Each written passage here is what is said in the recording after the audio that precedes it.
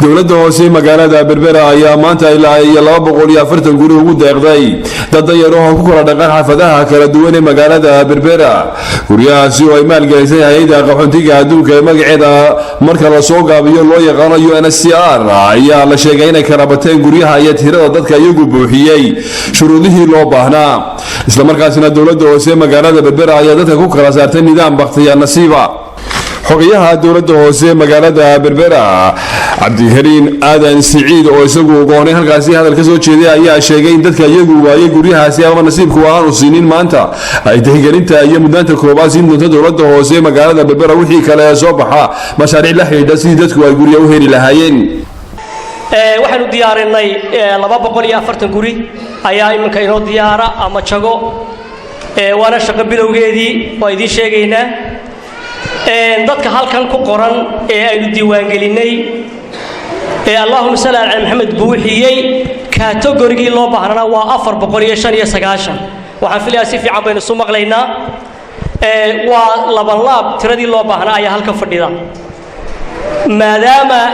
aynu u baahnahay 240 500 ku dhawaadna halkan fadhiyaan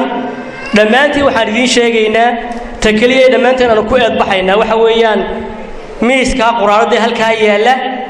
nambarada lagu rido laba waraaqood oo xafid kasta lagu ridayaa waa ha iyo maya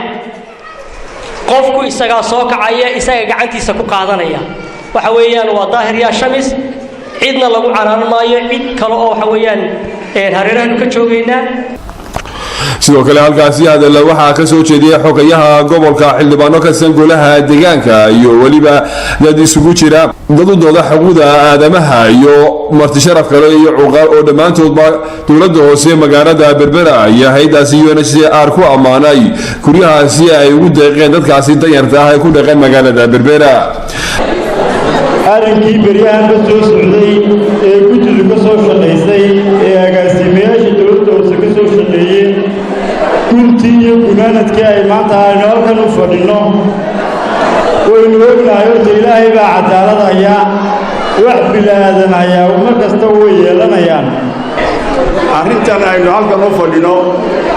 ee guryaha yaryar ee la qaybsanayo markaan baadhnay maamulka dowladda hoose wuxuu ku soo fadhiisiyay si cadaalada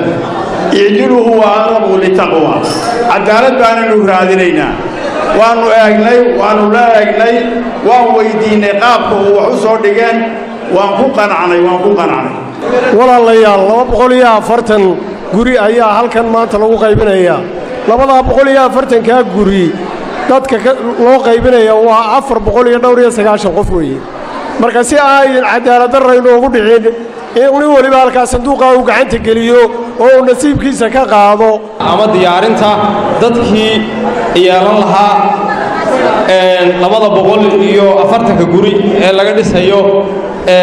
ay dhisayso maalgelisay hay'adda UNHCR sidoo kalena ay hirgelinayso hay'adda maayirka xildhibaanada iyo xogayaha waxaan leeyahay wallaahi waa asiibteen shaqadiinina waa qabsateen dadkiina 500 iyo waxa ee maanta halka waxaan kula dardaarayaa in ay isu haneysaan intii hesha in lagu tahniyadeeyo waayo waa intuu ilaahay u qoray ayaa helaysa. dadka iyagu guryahaasi helay ayaa sidoo kale dowladda hoose magaalada Berbera u soo jeediyay amaan iyo bogaadis isla markaasina sheegay in